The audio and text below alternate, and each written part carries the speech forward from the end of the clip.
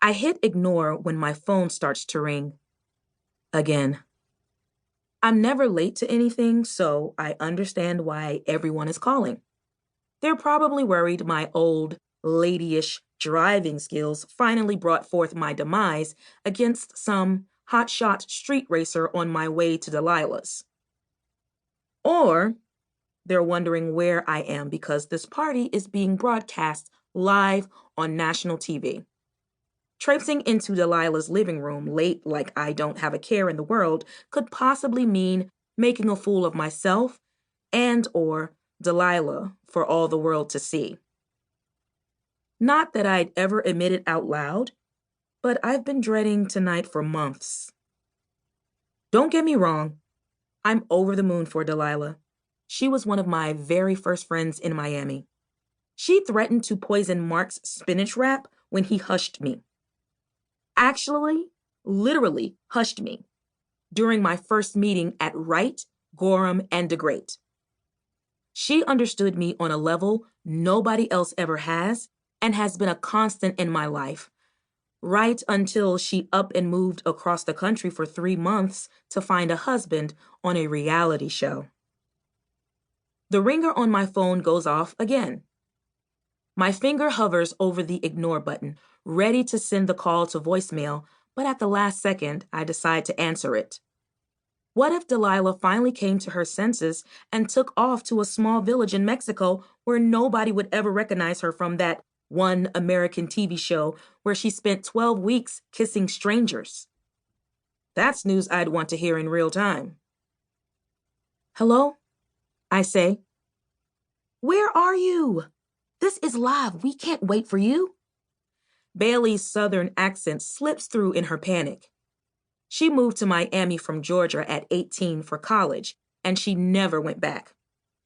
She's a Southern belle with roots in pageantry, and she specializes in subtle shade, but she's very much a Florida girl now.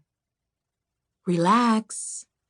I mimic the deep breathing techniques the teachers do when she drags me to yoga class with her.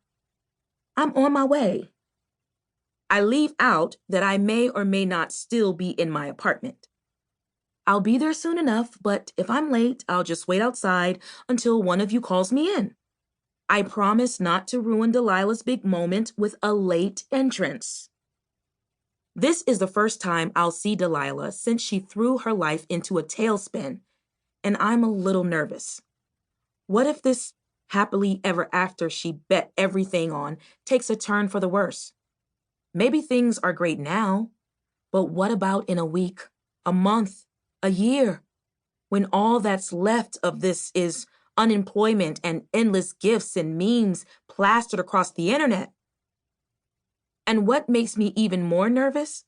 The part I definitely wouldn't admit out loud is what if the person I loved so much before she left is gone?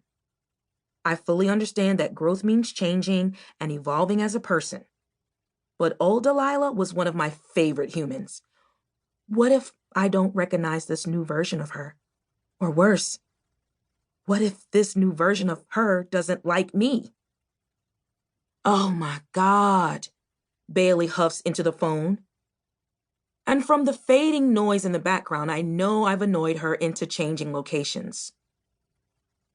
This isn't about you being here for her big moment. This is about you being here because she loves you and knows she wouldn't have had this opportunity or her fairy tale ending if it weren't for you turning the opportunity down. Even though she can't see me, I narrow my eyes in suspicion.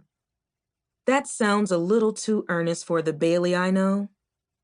I sit on one of the pristine white stools tucked beneath my even more pristine white countertops.